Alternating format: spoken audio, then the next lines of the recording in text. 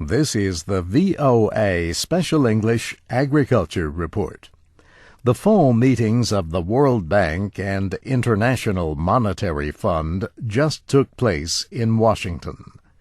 Earlier, the bank used its latest World Development Report to call for more investment in agriculture in developing countries. The World Bank says agriculture must be at the center of development issues if international goals are to be met. These goals are to cut extreme poverty and hunger in half by 2015.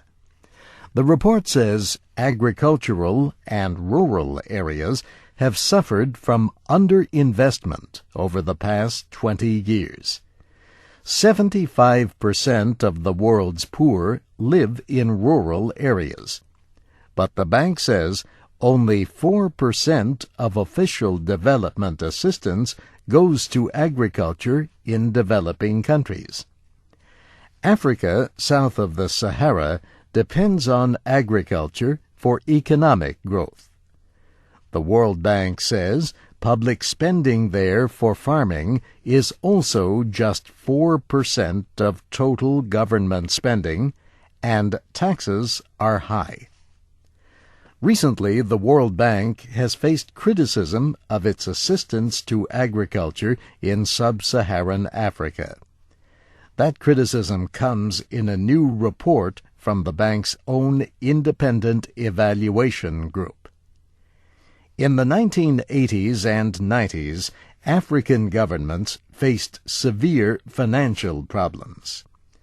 As a result, the bank urged them to reduce their support for agriculture.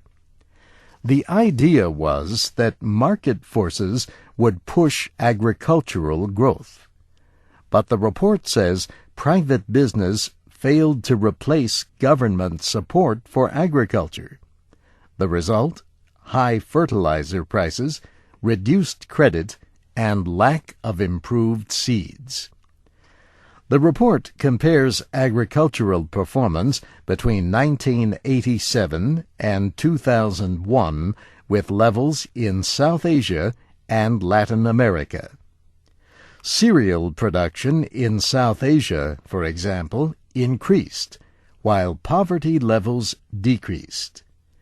But cereal production and poverty levels in southern Africa were unchanged. Cereal production was only 1/3 the level of Latin America. In many sub-Saharan nations, more than 60% of the people work in agriculture.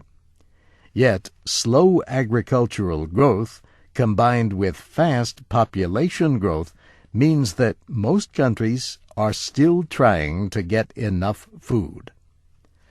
World Bank officials differed with some of the observations in the report, but they say the bank is already investing more in agriculture in sub-Saharan Africa.